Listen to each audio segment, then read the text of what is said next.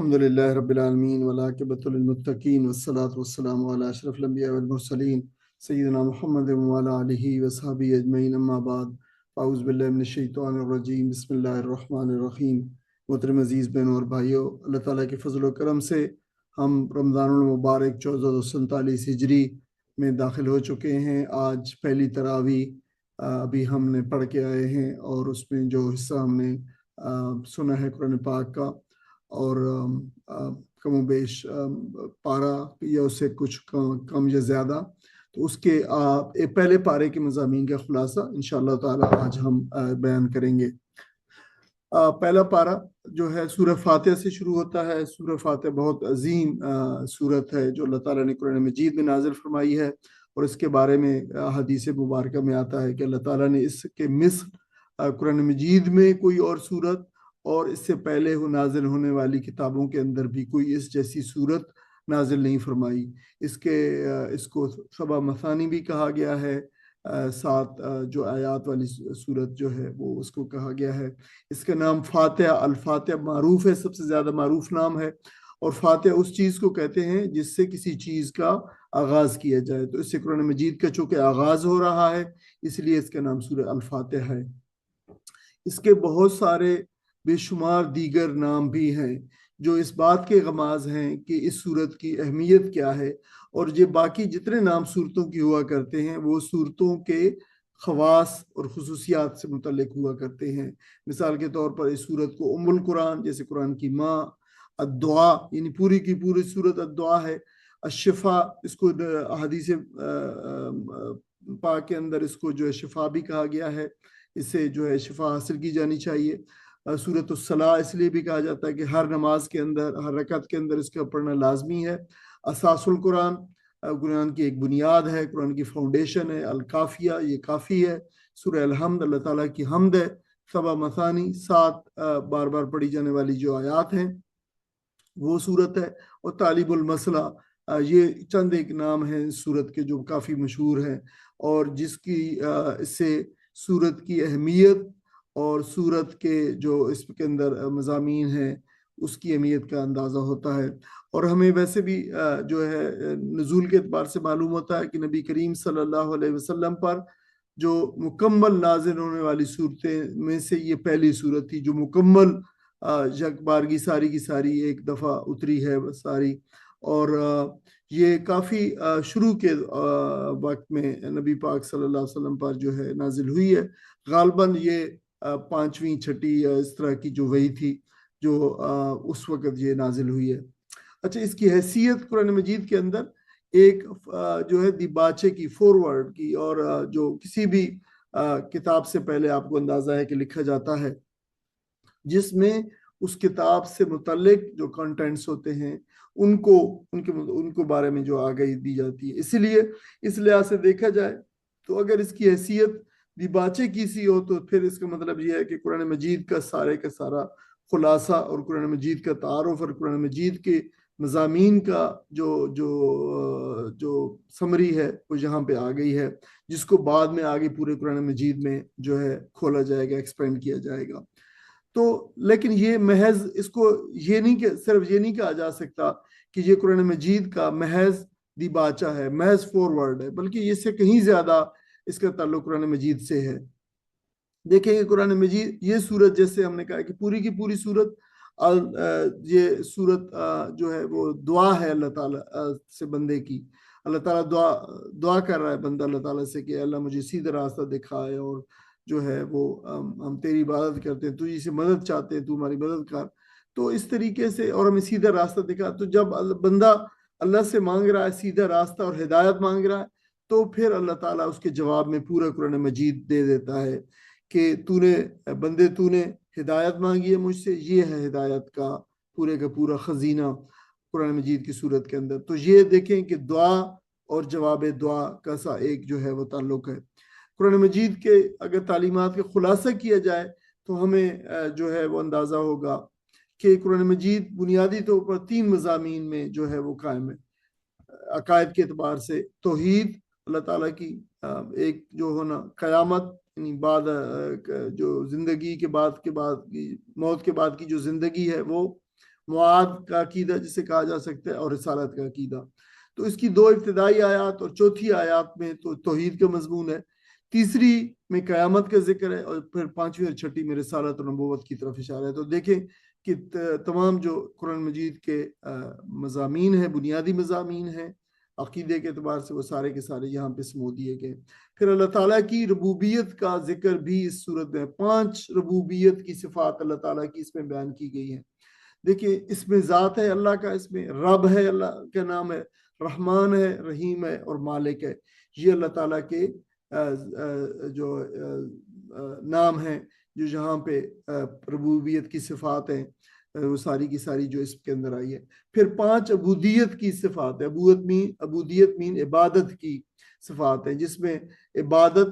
ایاک نعبدو ہے، استعانت ہے، ایاک نستعین ہے، اہدنا الصراط المستقیم ہے، اور اس پہ اوپر جو ہے طلب استقامت ہے، اور پھر نعمت کی طلب بھی ہے، ہم نعمتیں بھی اللہ تعالیٰ سے مانگے۔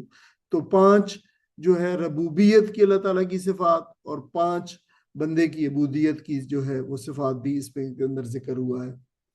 حدیث پاک میں آتا ہے، حدیث قدسی ہے، جس میں اللہ تعالیٰ نے فرمایا کہ میں نے سورہ الفاتحہ کو اپنے اور بندے کے درمیان میں تقسیم کر دیا ہے، اس کا نصف حصہ میرے لیے ہے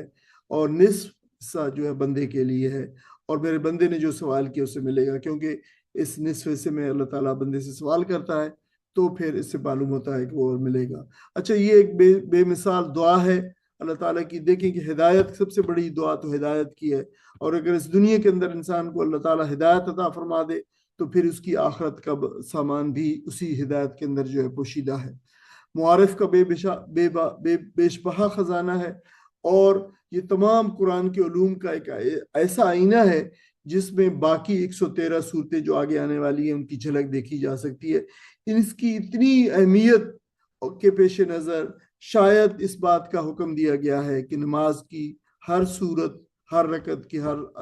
جو ہے اس کے اندر اس صورت کو پڑھا جائے، شاید یہ اس کی اہمیت کے پیش نظر ہے۔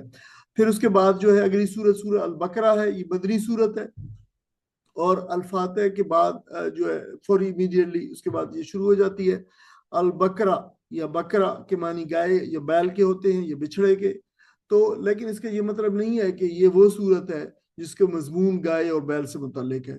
تو یہاں پہ یہ بات بھی نوٹ کر لینی چاہیے، اور آگے بھی آتا رہے گا کہ قرآن کی صورتوں کے نام صورت کے مضامین پہ نہیں ہیں، بلکہ صورتوں کے نام علامتی نام ہے، سمبولک نام ہے، جن کا مقصد یہ ہے کہ اس صورت کو اس نام سے جو ہے وہ یاد رکھا جا سکے۔ بعض اوقات اس رولز میں ایک استثناء بھی ہوتی ہیں، کچھ استثناء بھی ہیں، ظاہر دنیا کے ہر رول کے اندر استثناء اور ایکسیپشنز ہوتی ہیں، ان میں ایکسیپشنز بھی ہیں۔ مثال کچھ صورتیں ایسی بھی ہیں جن میں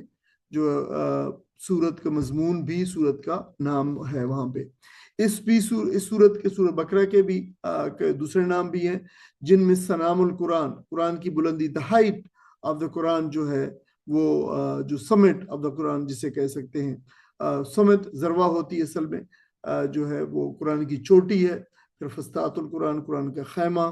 اور سورت امتین بھی اس کا جو ہے اس کو کہا گیا ہے۔ وجہ یہ ہے کہ اس میں 2 امتوں کا برابر ذکر ہے، اور تقریباً 100 آیات، 100 آیات سے متعلق جو ہے وہ ایسی آیات ہیں ایک امت کے بارے میں، اور اتنی ہی پھر 100 کی نمبر کی آیات جو ہے وہ دوسری امت کے بارے میں۔ پہلی امت مسلمان تھی ہم سے پہلے، بنی اسرائیل، اور پھر دوسری امت مسلمہ ہے، تو ان دونوں کا ذکر ہے، اس لیے اسے امتین بھی کہتے ہیں۔ اس کے زبان نزول جو ہے ہجرت مدینہ کے بعد یہ شروع ہوئی 2 ہجری میں، کچھ اس کیسے 1 ہجری میں شروع ہوا، غزوہ بدر سے پہلے نازل ہونا شروع ہوئی، اور پھر اس کے کچھ حصے بعد میں بھی نازل ہوتا رہے، حتیٰ کہ اس کا کچھ آیات جو ہے وہ بالکل نبی کریم صلی اللہ علیہ وسلم کی وفات سے کچھ عرصہ پہلے بھی نازل ہوئی ہیں، جو ہے، اور خاص طور پر جو جو لین دین کے معاملات ہیں اور ربا کے معاملات ہیں، تو بالکل نبی کریم صلی اللہ علیہ وسلم کے آخر زمانے میں جو ہے یہ نازل ہوئی ہے۔ تو ایک طویل عرصے میں یہ سورہ نازل ہوتی ہے، بیشتر حصہ تو جو ہے پہلے، دوسرے، تیسرے سال میں نازل ہوا، لیکن کچھ دوسرا موقع بھی ایسا تھا جہاں پہ کچھ اس کی آیات جو ہے اتری ہیں۔ اس سورت کا ایک جوڑا اگلی سورت سورہ آل عمران سے ہے، دونوں صورتوں کا مضمون جو ہے وہ ایک ہے، اور وہ مضمون ہے سابق امت مسلمہ۔ تو سورہ البقرہ کے اندر جو ہے وہ پہلی جو امت ہے وہ بنی اسرائیل کی، اس کا زیادہ ذکر ہے، اور پھر اس کے بعد جو صورت آئے گی صورت آل عمران، اس پہ پھر نصارہ کا زیادہ ذکر ہے۔ لیکن دونوں پچھلی سابقہ امتوں کے ساتھ ساتھ جو موجودہ امت مسلمہ ہے اس کا بھی ذکر مسلسل کیا گیا ہے۔ اچھا، یہ بھی ایک بات جو ہے وہ جان لینی چاہیے کہ اللہ تعالیٰ نے کیوں اتنی سوا پارہ کے برابر جو ہے ایک سابقہ امت کا ذکر کیا ہے، اور اس کا مقصد جو ہے علماء اکرام نے اور مفسرین نے یہ بتایا ہے کہ مسلمان یہ جان لیں کہ دیکھیں اس سے پہلے والی امتوں کے ساتھ کیا معاملہ رہا، انہوں نے کس طریقے سے اللہ تعالیٰ کے کن احکامات کی خلاف ورزی کی اور کن احکامات کو نہیں مانا، جس کی بنیاد پہ ان کے ساتھ یہ اور یہ اور یہ ہوا۔ تو لہٰذا یہ تمہارے لیے بھی ایک سبق ہے، اور تمہارے لیے بھی بہت کچھ اس میں پوشیدہ ہے، اور تم ان ساری باتوں سے بچو جو اس سے پہلے والی امتیں جو کرتی رہی ہیں، تاکہ اللہ تعالیٰ کے عذاب سے بچ سکو۔ اور یہ پوری اللہ تعالیٰ نے ان کی پوری تاریخ اور تاریخ کے بیشتر اسباق جو ہے جن سے سبق اور جن سے عبرت لی جا سکتی تھی، جس میں حکمتیں تھیں، وہ اللہ تعالیٰ نے قرآن مجید میں بیان کرتی ہیں۔ اچھا، اس کا مرکزی مضمون کیا ہے سورت کا؟ دیکھیں بہت طویل سورت ہے، 285 آیات ہیں، 2.5 پاروں کے پہ مشتمل سورت ہے۔ مرکزی مضمون متعین کرنا کافی مشکل ہے، لیکن اگر ہم دیکھیں جیسے کہ تقریباً جیسے میں نے کہا کہ 2 امتوں کا ذکر ہے، ایک امت کا اور اس کے اوپر ہونے والے انعامات کا، اور پھر ان کی نافرمانیوں کا، اور پھر ان کو معزول کیے جانے کا، اور پھر دوسری امت کے برپا کیے جانے کا، تو پھر ہم اس نتیجے پہ پہنچتے ہیں کہ امامت کی تبدیلی سورت کا مرکزی مضمون ہے۔ امامت 2500 سال سے بنی اسرائیل کے پاس چلی آ رہی تھی، اب یہ بنو اسماعیل میں منتقل ہو گئی ہے۔ نبی کریم صلی اللہ علیہ وسلم کو رسول مبعوث کر کے اللہ تعالیٰ نے اس جو تبدیلی ہے یہ امت کے قیادت کی، اس کا جو ہے واضح طور پہ اس کا جو ہے وہ بتا دیا ہے، اور پھر یہ بھی بتا دیا کہ سابقہ امت کے ذمہ ایک کام لگایا گیا تھا۔ اللہ تعالیٰ نے ان کے ذمہ ایک کام لگایا کہ اللہ تعالیٰ کے دین کو جو ہے وہ دوسرے لوگوں تک پہنچانا ہے، اس کو قائم کرنا ہے، دوسرے لوگوں تک پہنچانا ہے۔ تو انہوں نے یہ کام نہیں کیا۔ یہ شہادت علی الناس، لوگوں کے اوپر شہادت دینے کی گواہی، لوگوں کے اوپر پہچان دینے کی ذمہ داری، یہ ادا نہیں کی، تو اللہ تعالیٰ نے ان کو کئی مواقع دیے، پھر بھی نہیں کیا، تو پھر اللہ تعالیٰ نے بالآخر ان کو معزول کر دیا، اور ایک نئی امت کھڑی کی، اور نئی امت کو پھر یہی جو ہے وہ بتا دیا ان کا منصب کہ اب یہ کام شہادت علی الناس کا تمہارے ذمہ ہے، تم نہیں کرنا ہے۔ مضامین کی تقسیم کے لحاظ سے دیکھیں تو اس صورت کا 2 حصوں پر مشتمل ہے۔ یہ پہلا رکوع 18 رکوعوں پر مشتمل 152 آیات ہیں، اور اس میں خطاب خصوصاً اہل یہود کی طرف ہے، اور دوسرا حصہ 22 رکوعوں پر مشتمل 134 آیات ہے۔ کم و بیش دیکھیں، کم و بیش ایک جیسا حصہ بنتا ہے، تو خطاب جو ہے امت مسلمان کو ہے، تو اس لحاظ سے اس کا ایک صفاتی نام جو ہے سورت امتین بھی ہے۔ اچھا، سورت کا جو ہے قرآن کریم کے اندر مصحف کے اندر مقام کیا ہے؟ شروع کے اندر بالکل رکھ دی گیا ہے، مصحف کے بالکل ابتدا کے اندر۔ اس صورت میں اسلام کا جو نظام زندگی ہے، چاہے اس کا تعلق اعتقادات یعنی عقیدے سے ہے، چاہے عبادات سے، معاملات سے، خانگی زندگی ہے، فیملی لائف ہے، ازدواجی زندگی ہے، وراثت کے معاملات ہیں، دوسری بین الاقوامی قوتوں کے ساتھ معاملات تعلقات کی بات ہے، صلح و جنگ کے قوانین ہیں، ان سب کی بنیاد اور اساسی تعلیمات اسی صورت میں دی گئی ہیں۔ دیکھیں، جو اہم بات یاد رکھنے کی ہے وہ ہے بنیادی اور اساسی تعلیمات۔ دیکھیں، بالکل مسلمان ابھی مدینہ کے اندر پہنچے ہیں، ابھی ابتدائی صورت ہے ان کی، ایک کمیونٹی کی اور ایک امت کی، اور بالکل ایک سٹی سٹیٹ کی اس کی بھی ایک ابتدائی صورت ہے۔ تو جو ہے وہ منطقی طور پر ایسا ہی ہونا چاہیے تھا کہ مسلمانوں کو وہ تعلیمات جو ہے جو بالکل بنیادی اور اساسی ہیں، جو بیسکس ہیں، وہ دی جائیں، اور بہت ساری تعلیمات پھر بعد میں کوالیفائی ہو کر انٹرمیڈیٹ اور بعد میں فائنل جو ہے احکامات کی صورت کے اندر اختیار کیا ہے، جو آگے چل کر صورتوں میں جو ہے ہم دیکھیں گے۔ تو جب ایک اجتماعی معاشرہ اسلامی معاشرے کا قیام وجود میں آ رہا تھا تو پھر دو جو ہے مضمون اس صورت میں مسلسل ساتھ ساتھ چلتے ہیں اور دونوں کو بتایا جاتا ہے۔ ایک اہل کتاب سے خطاب ہے اور دوسرا شریعت اسلامی کی ابتدائی جو ہے وہ تعلیمات بھی بتائی گئی ہیں۔ اور اہل کتاب کو خطاب کیا گیا ہے کہ دیکھو تمہیں اللہ تعالیٰ نے اس طریقے سے اور اس طریقے سے اور اس طریقے سے اللہ تعالیٰ نے تمہارے اوپر انعامات فرمائے اور تم نے پھر یہ کیا۔ اور دوسری طرف جو ہے ساتھ ساتھ مسلمانوں کو ان کا جو شریعت ہے، ان کا اسلامک سوسائٹی کی بنیاد ہے، مبادیات جو ہیں بیسکس ہیں، اور کہیں بھی عبوری انٹرم جو ہے احکامات کمانڈمنٹس ہیں، تاکہ جو ہے ایک اسلامی سوسائٹی کی ایک شکل دی جا سکے۔ اس وجہ سے بہت سارے احکامات جو ہے وہ بعد میں کوالیفائی ہو کے انٹرمیڈیٹ اور جو ہے فائنل احکامات میں بعد میں ہوئی ہے، لیکن بنیاد جو ہے اسی صورت میں رکھی گئی ہے۔ یہ قرآن پاک کی طویل ترین صورت ہے، 286 آیات ہیں، اور سب سے زیادہ یعنی دوسری صورتوں سے سب سے زیادہ احکامات اس صورت میں بیان ہوئے ہیں، اور علماء کے نزدیک 130 کے قریب احکامات اس صورت میں بیان ہوئے ہیں، جو قرآن پاک کی کسی بھی صورت سے سب سے زیادہ احکامات والی صورت اس کو بناتا ہے۔ قرآن مجید کی سب سے زیادہ فضیلت والی آیت الکرسی بھی اسی کی میں شامل ہے۔ نبی کریم صلی اللہ علیہ وسلم نے فرمایا وَفِيهَا آیَةٌ هِيَ سَیَّدَةُ القرآن آیت الکرسی، یعنی یہ فرمایا کہ جو قرآن مجید کی تمام صورتوں آیتوں کی سردار آیت ہے یعنی آیت الکرسی، وہ بھی اس کے اندر جو شامل ہے۔ اور قرآن مجید کی سب سے آخر میں نازل ہونے والی آیت جو بالکل نبی کریم صلی اللہ علیہ وسلم پہ سب سے آخر میں ہوئی ہے، یہ شاید آیت دین ہے، شاید وہ بھی 281 نمبر صورت ہے، آیت ہے، یہ بھی اسی صورت کے اندر نازل ہوئی ہے۔ اور آپ سے یہ آیت جو ہے نبی کریم صلی اللہ علیہ وسلم کی وفات سے غالباً 9 دن صرف قبل جو ہے وہ نازل ہوئی، لیکن نبی کریم صلی اللہ علیہ وسلم کی ہدایت کے مطابق پھر اس کو سورہ بقرہ میں رکھا گیا۔ اس کے اہم مضامین کیا ہے؟ قرآن مجید ایک عظیم معجزہ ہے اور اس میں کسی قسم کا شک نہیں ہے، اس میں کسی قسم کی تعریف نہیں ہے، یہ ہمیشہ ایک معجزہ رہے گا اور اس میں کسی قسم کی بھی تعریف نہیں ہو سکے گی۔ انسانوں کی 3 قسمیں بیان کی گئی ہیں، اور 3 قسموں میں جو ہے وہ پہلی جو بیان کی گئی ایمان والے لوگ جو غیب پہ ایمان لاتے ہیں، نماز کو قائم کرتے ہیں، انفاق فی سبیل اللہ کرتے ہیں، کتابوں اور آخرت پر ایمان رکھتے ہیں۔ دوسری قسم انسانوں کی بیان کی ہے جو انکار کرتے ہیں ان سب چیزوں کا، کفار۔ اور تیسری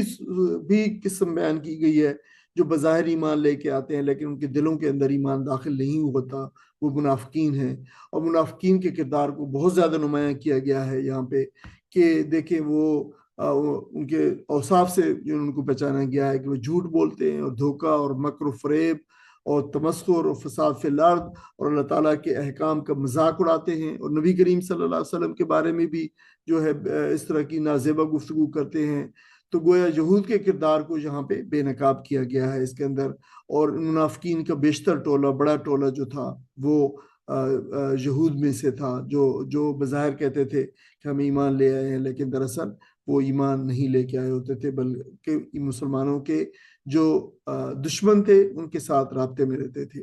اس کے بعد قصہ آدم و ابلیس بیان کیا گیا ہے، تمام قصوں کی طرح اس قصے کا بھی ایک حصہ محض بیان کیا گیا ہے۔ قرآن مجید میں یہ قصہ کئی مقامات پہ بیان ہوا ہے اور اس کے مختلف پیسز اور ٹکڑے مختلف جگہوں پہ آئے ہیں، اور اس کی حکمت یہ ہے کہ جو بھی ٹکڑا کسی قصے کا جو اس سبق سے متعلق ہوتا ہے تو پھر اللہ تعالیٰ اس کو وہاں پہ بیان فرماتا ہے۔ تو اس طریقے سے ہمیں اگر اجتماعی طور پر اور تالیفی طور پر مطالعہ کریں تو قصوں کی مختلف مکمل شکل بھی ہمیں صورت میں اکثر و بیشتر قصوں کی ہمیں پھر مل جاتی ہے، لیکن ہم کو کنسٹرکٹ کرنا پڑتا ہے کہ دیکھیں ایک حصہ وہاں بیان ہوا اور ایک حصہ وہاں اور ایک حصہ وہاں بیان ہوا ہے۔ پھر اس کے بعد بتایا گیا کہ دیکھیں انسان اور شیطان میں یہ فرق ہے کہ جو ہے گناہ کرنے کے بعد جب جو گناہ سے مراد یہ ہے کہ اس نے نافرمانی کی ہے اللہ تعالیٰ کی، تو اس پہ پھر وہ ڈٹ گیا، اور آدم علیہ السلام سے جو غلطی ہوئی ہے کہ انہوں نے اللہ تعالیٰ کے منع کرنے کے باوجود جو پھل کھا لیا تھا درخت کا شیطان کے کہنے پر، تو پھر اس پہ وہ نادم ہوئی ہے اس گناہ کے اوپر اور اللہ تعالیٰ سے رجوع کیا تو اللہ تعالیٰ نے ان کی توبہ قبول فرمائی. آدم علیہ السلام جو ہے وہ زمین پر اللہ تعالیٰ کا خلیفہ انہیں بنایا اور اس بنا پر اس بات کے پابند ہے انسان کہ زمین پر اللہ تعالیٰ کے احکام کو نافذ کرے. یعنی یہ یہاں پہ اللہ تعالیٰ نے کسی بے مقصد نے انسان کو بھیجا، ایک مقصد کے ساتھ جو ہے زمین پہ اتارا ہے. اور یہاں پہ کئی قرآن مجید میں دوسرے مقامات بھی آتا ہے کہ زمین پہ اللہ تعالیٰ نے انسان کو خلیفہ اپنا جو ہے بنا کے بھیجا ہے تاکہ وہ اپنے احکامات کو اس زمین کے اوپر سرزمین پہ نافذ کرے. چھٹے رکوع سے 15 رکوع تک مسلسل جو ہے بنی اسرائیل سے جو ہے وہ خطاب ہے، طویل خطاب ہے. آپ دیکھ سکتے ہیں کہ غالباً جو ہے وہ 9 رکوع کے اوپر مشتمل ہے، 60 سے زیادہ، یہ سے بھی زیادہ کہیں زیادہ آیات ہیں جو مسلسل بنی اسرائیل پہ ہیں. اور اس سے سب سے پہلے ان آیات میں اللہ تعالیٰ نے ان پہ اوپر جو انعامات فرمائے، اللہ تعالیٰ نے ان کا ذکر فرمایا ہے کہ دیکھو اللہ تعالیٰ نے تمہارے اوپر دین اور دنیا کی بے شمار نعمتیں اللہ تعالیٰ نے تمہیں جو ہے دی. تمہیں نبوت تمہارے اندر رکھی 2500 سال تک جو چلتی رہی ہے. اللہ تعالیٰ نے تمہارے اندر بادشاہ بھیجے. بادشاہوں ظاہر ہے اس سے کیا ہوتا ہے بادشاہتوں سے کہ دین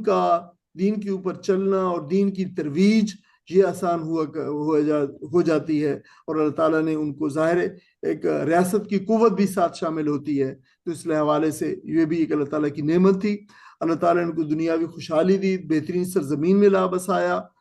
توحید کا عقیدہ دیا جو دنیا کی دوسری قوموں کے پاس نہیں تھا، ایمان کی نعمت عطا فرمائی، فرعون کی غلامی سے نجات دلائی. پھر جب وہ بھٹک رہے تھے صحرا کے اندر، اللہ تعالیٰ نے ان پہ من و سلوہ اتارا کھانا. تابوت سکینہ اللہ تعالیٰ نے ان کو جو ہے جس سے وہ برکت حاصل کیا کرتے تھے. سہرہ نوردی میں بے شمار پورا جو دور تھا 40 سال کا سہرہ نوردی کا، اللہ تعالیٰ نے ان پر بے شمار نعمتیں عطا کی اور دنیا کی دیگر اقوام کی امامت بھی اللہ تعالیٰ نے جو ہے وہ ان کو دی. لیکن دیکھیں نعمتیں صرف لذت حصول کے لیے نہیں ہوا کرتی ہیں. جب بھی اللہ تعالیٰ کسی قوم کو اور افراد کو نعمتیں دیتا ہے تو ان کے ساتھ نعمتوں کا شکر ادا کرنا، ان کے تقاضے پورے کرنا یہ بھی لازم ہوا کرتا ہے. ہر جو نعمت اپنے ساتھ ایک امتحان اور ایک آزمائش بھی لاتی ہے کہ اگر آپ اس نعمت کا شکر ادا کرو گے تو وہ حق ادا ہوگا اور نعمت چلتی رہے گی. اور اگر اس کا جو ہے شکر اور نعمتوں کی جو تقاضے ہیں وہ پورے نہ ہوں تو پھر یہ نعمتیں جو ہے امتحان بن جاتی ہیں اور اللہ تعالیٰ کی طرف سے ان کا احتساب ہوتا ہے اور بعض اوقات جو ہے عذاب کی صورت یہ آتی ہے جیسی اس امت کے اوپر آئی ہے. انہوں نے نعمتوں کا حق ادا نہیں کیا، بنی اسرائیل نے شکر کے تقاضے پورے نہیں کیا، تو پھر 9 مسلسل رکوعوں کے اندر ان پہ فرد جرم عائد کی کہ ان کے برے جو خصائل تھے ان کا ذکر ہے کہ تمہارے اندر یہ اور یہ اور یہ موجود تھا. ان کے ساتھ جو ہے وہ نعمتوں کا حق اللہ تعالیٰ کی نعمتوں کا حق ادا نہیں کیا اور پھر کفران نعمت کیا. انہوں نے شرک کیا، بچھڑے کی عبادت شروع کر دی اور حرص اور طمع اور تکبر اور انبیاء علیہ السلام کا قتل ناحق اور کئی سینکڑوں انبیاء علیہ السلام کو انہوں نے قتل کیا. اور پھر بار بار کی بدعہدی کرتے تھے، اللہ تعالیٰ کے کلام میں تحریف کرتے تھے، بغض اور حسد جو ہے ایک دوسرے سے کیا کرتے تھے، جادو اور سحر کے اندر مبتلا تھے، کہانت جو ہے وہ اس طریقے سے مختلف قسم کی کہانت جیسے یہ ہوتی ہیں کہ آج کل جیسے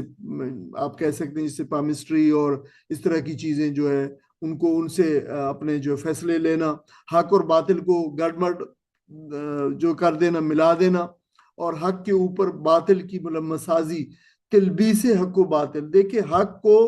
تھوڑا سا حق لے کے اس کے اوپر ملمہ کاری کر دینا باطل کی اور باطل کے ساتھ جوڑ دینا. تو جس طریقے سے کہا جائے کہ پھر یہ اصل میں دیکھو یہ حق ہے لیکن اصل میں اس کے ساتھ باطل کو پیش کر کے، تو عقید آخرت کی گمراہی اور آخرت کے جواب دہی سے بے نیازی. کہتے تھے کہ دیکھیں اللہ ہمارا حساب ہی نہیں لے گا اور حساب لے گا بھی تو کچھ بھی نہیں ہوگا. اگر ہمیں جو ہے وہ اس نے اگر ہمیں سزا دی بھی تو یہ چند دنوں کی سزا ہوگی. اور سب سے بڑی جو ان کی وہ تھی جرم تھا اللہ تعالیٰ کی کتاب میں لفظی اور معنوی تحریف اور پھر امر بالمعروف و نہی عن المنکر کے فریضے سے انحراف. اس انحراف کو، امر بالمعروف و نہی عن الفریضے کے انحراف کو اللہ تعالیٰ نے کئی مقامات پر ان کے جو بیان فرمایا ہے کہ یہ ان کے اوپر ذمہ داری لگا دی گئی، ایک بنیادی ذمہ داری لگائی تھی، یہ ایک بیسک پرنسپل ان کو دیا گیا تھا کہ تم اس کے اوپر قائم رہنا اور تمہاری امت اس کے اوپر جو ہے وہ دوسری دنیا کی امتوں کو، دوسرے لوگوں کو یہ پیغام پہنچانا ہے بنی اسرائیل کے اندر، لیکن انہوں نے اس کام کو نہیں کیا۔ تو اللہ تعالیٰ نے امر بالمعروف و نہی المنکر کے فریضے سے انحراف کو ان کے ایک بہت بڑے جرم کے طور پہ جو ہے پیش کیا ہے۔ جرائم کی اس فرد جرم کے اندر کتاب اور حق جو ہے تعلیمات سے، جسے یعنی حق کہا گیا ہے، اس کو چھپانا، کتمان اس کو کہا گیا، قرآن مجید نے کتمان کہا ہے۔ قرآن یعنی کتاب، اللہ تعالیٰ کی کتاب کو کھول کر بیان نہ کرنا، اور پھر جو ہے اس کی تعلیمات کو چھپانا، جو ہے اس کا اظہار نہ کرنا، اس کی گواہی نہ دینا، اس کا پرچار نہ کرنا، اس کو لاگو نہ کرنا۔ قرآن مجید نے اس جرم کو الجرائم کے طور پر پیش کیا ہے، تمام جرائم کی ماں جرم جو ہے اس کے طور پہ جو ہے پیش کیا ہے۔ یہ کتمان جو ہے ان کی پوری زندگی پر محیط تھا۔ یہ کتمان حق بھی تھا، جو حق پورے کا پورا دین ہے۔ کتمان ہدایت تھا، اس کو آگے نہیں بھیجا ہدایت کو۔ کتمان کتاب یعنی تورات تھا، کہ کتاب کو جو ہے کھول کر آگے بیان نہیں کیا امت کے اندر، اور اس کو چند فریسیوں اور چند جو ہے ان کے دین کے جو علماء تھے، اس کتاب کو اتنے تک محدود کر دیا اور کہا کہ نہیں، کتاب کو تم نے نہیں پڑھنا، اگر کتاب کو تم نے پڑھنا ہے تو ہمارے پاس آؤ، ہم تمہیں بتائیں گے کہ اللہ کی کتاب میں کیا لکھا ہے۔ یہ جو ہے اس کو کتمان کہا گیا ہے، اور اس کے سبب اللہ تعالیٰ کی شدید وعید اور اللہ تعالیٰ کی لعنت کے مستحق ٹھہرے وہ، کہ اللہ تعالیٰ نے تمہارے اوپر ایک کتاب اتاری ہے، اور وہ کتاب اس لیے اتاری ہے کہ اس کتاب کو کھول کر بیان کیا جائے، اور اس کو پڑھا جائے، اور اس کو رواج دیا جائے، اور اس کو تبیین کی جائے، اس کو لاگو کیا جائے، اور یہ سارے کام تم نے نہیں کیے۔ لہٰذا اللہ تعالیٰ نے اس کتمان حق اور کتمان کتاب کو ان کے بہت بڑے جرائم میں سے ایک بڑے جرم کے طور پہ پیش کیا ہے۔ یہ براہ راست خطاب یہود کو ہے، لیکن بالواسطہ امت مسلمہ کو بھی سنایا جا رہا ہے کہ اگر تم اس روش پر چلے تو تم اللہ تعالیٰ کے رشتہ دار نہیں ہو۔ اللہ تعالیٰ کی وہ چہیتی قوم تھی، ان پہ جو اللہ تعالیٰ نے اپنے کرم فرمائے اور نعمتیں فرمائی ہیں، تو اس کا تو کسی قوم کو اللہ تعالیٰ نے کوئی اس کے برابر عنایت نہیں کیا۔ اگر اللہ تعالیٰ ان کو سزا دے سکتا ہے ان جرائم کے عوض، تو یقینی طور پر تمہیں بھی دے سکتا ہے۔ یہ بہت بڑا جو ہے مسلمانوں کو ایک درس عبرت ہے، اور درس جو ہے وہ درس مسلمانوں کے لیے، اس میں سبق ہے اس مسلمانوں کے لیے۔ یہ طویل فرد جرم جو ہے 2500 سالہ جو منصب رسالت و امامت تھا، اس سے سبکدوش کرنے کا پیش خیمہ ہے۔ کیا مطلب ہے اس کا؟ کہ یہ کیوں فرد جرم بتائی جا رہی ہے پہلے پارے کے اندر؟ اس لیے کہ اب جو ہے اللہ تعالیٰ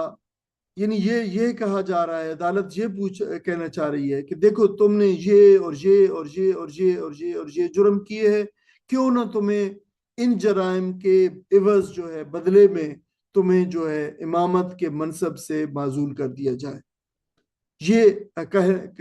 بس کہنے کے لیے یہ جو ہے تمہیداً یہ ساری جو ہے اتنی طویل فرد جرم ان پر عائد کی گئی ہے۔ یہ ایک پیش خیمہ ہے ان کو رسالت و امامت کے منصب سے سبکدوش کرنے کا۔ یعنی جب اللہ تعالیٰ اب آگے جو ہی پہلا پارہ ختم ہوتا ہے اور دوسرا پارہ شروع ہوتا ہے، تو وہاں پہ امت کی اس تبدیلی اور امامت کی اس تبدیلی اور رسول کی تبدیلی کا اعلان ہو چکا ہے پہلے سے پہلے۔ تو یہ سارے کا سارا اس کا پھر اعلان کر دیا جائے گا کہ اب تمہارا جو ہے تمہیں قبلہ کو بھی تبدیل کر دیا گیا ہے، اور تبدیل یہ قبلہ جو تھا امت اور امامت اور نبوت کی تبدیلی کا سب سے بڑا عنوان اور مظہر کے طور پہ اللہ تعالیٰ نے اس کو پیش کیا ہے، جو انشاءاللہ تعالیٰ ہم دوسرے پارے میں بیان کریں گے۔ وآخر دعوانا الحمدللہ رب العالمین وجزاکم اللہ خیراً۔ بارک اللہ لی ولکم فی القرآن العظیم ونفعنی وإیاکم بالآیات والذکر الحکیم۔